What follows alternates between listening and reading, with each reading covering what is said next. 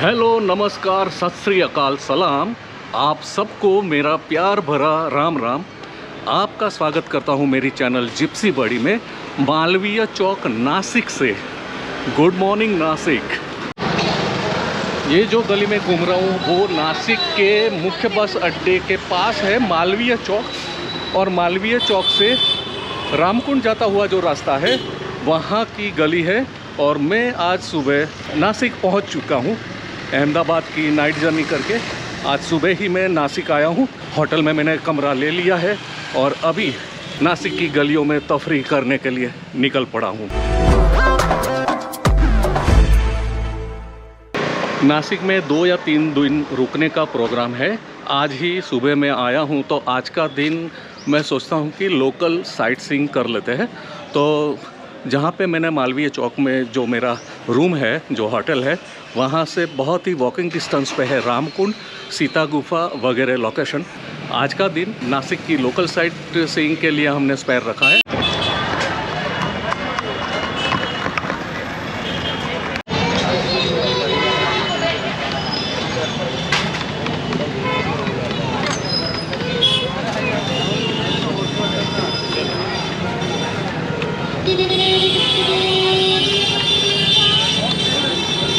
नासिक घूमने निकले हो और अगर आप रामकुंड के पास हो और अगर कुछ खाने पीने की इच्छा है तो आप बेझिझक यहाँ होटल न्यू गोदावरी की जो जगह है वहाँ आ जाइए। आपको एकदम बढ़िया चाय और एकदम बढ़िया नाश्ता मिलेगा।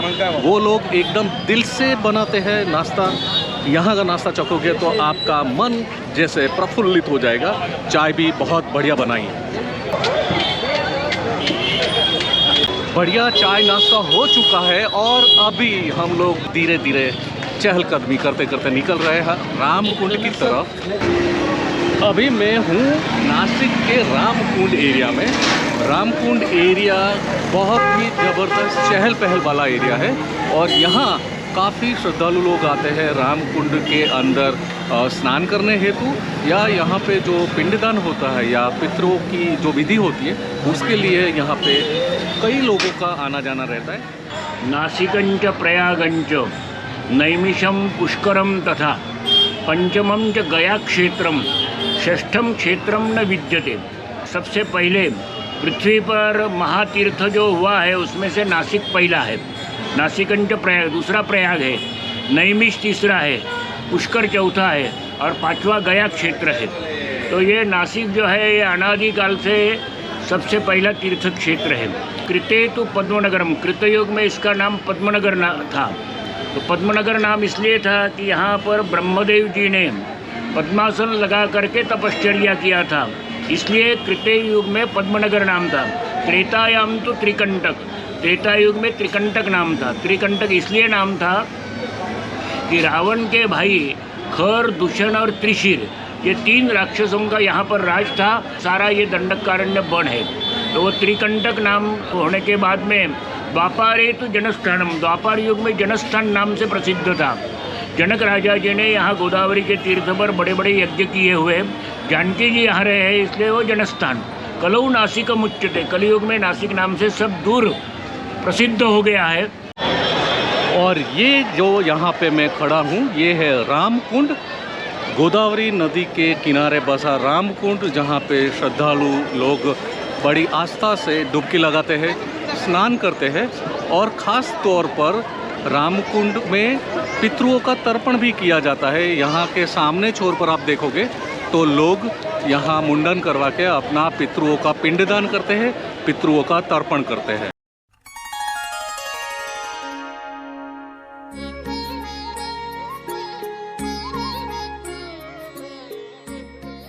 पृथ्वी तल पर सबसे प्राचीन जो नदी आई है गोदावरी है। इसलिए गंगा बड़ी गोदावरी, तीर्थ बड़े प्रयाग, धारा बड़ी समंदर की, पाप कटे हरिद्वार। तो ये जो कहावत है, तो गंगा नदी से पहले पृथ्वी तल पर सबसे पहले महानदी आई है गोदावरी। गौतम ऋषि ने तपश्चर्या करके विश्व का कल्याण के लिए भगवान शंकर जी से प्रार्थना करके लाई हुई है गोदावरी।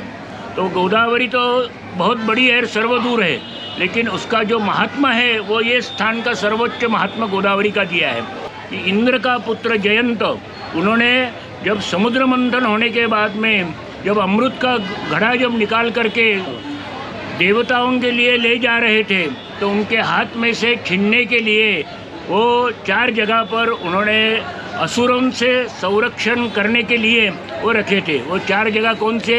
हरिद्वार, इलाहाबाद, उज्जैन और नासिक। नासिक में राम तीर्थ में कुंभ का जो घड़ा है वो इंद्र के पुत्र जयंत ने यहाँ रखा था, और उस टाइम पर जो उनके हाथ से छीनने के लिए वो कुंभ का इसमें से अमृत बिंदु गिरे थे, वो ये स्थान है।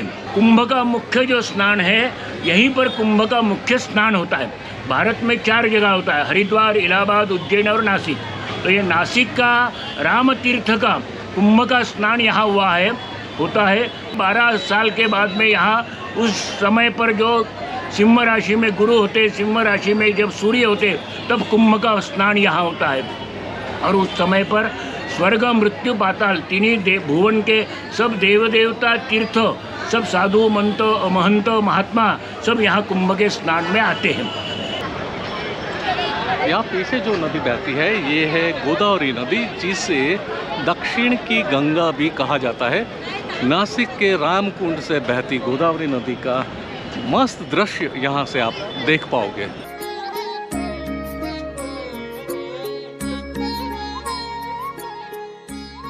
यहाँ रामकुंड पे आपको तरह तरह के मंदिर और देवस्थान देखने को मिलेंगे।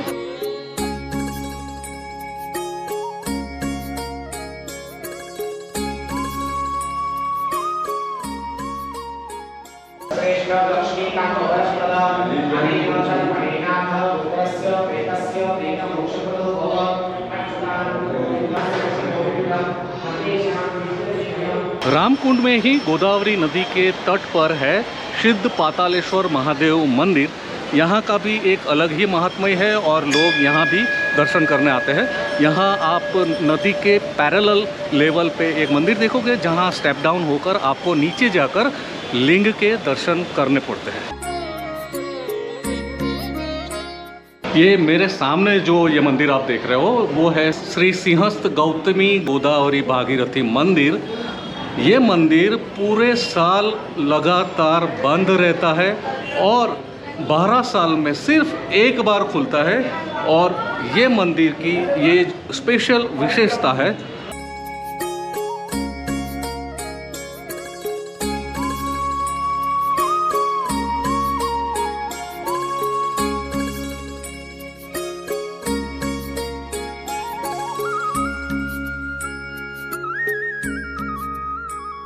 पंचवटी में ये विशेषता है कि गोदावरी यहाँ से दक्षिण वाहिनी हो गई है, और सब नदी का महात्मा दिशा का दिया हुआ है। कालिंदी पश्चिमा पुण्या गंगा उत्तर वाहिनी, विशेष दुर्लभा दक्षिणा गोदा। ये विशेष और दुर्लभ है। यहाँ पर अरुणा और वरुणा नाम की नदी यहाँ आकर के गोदावरी को मिलती है, इसलिए त्रिवेणी संगम हो गया है।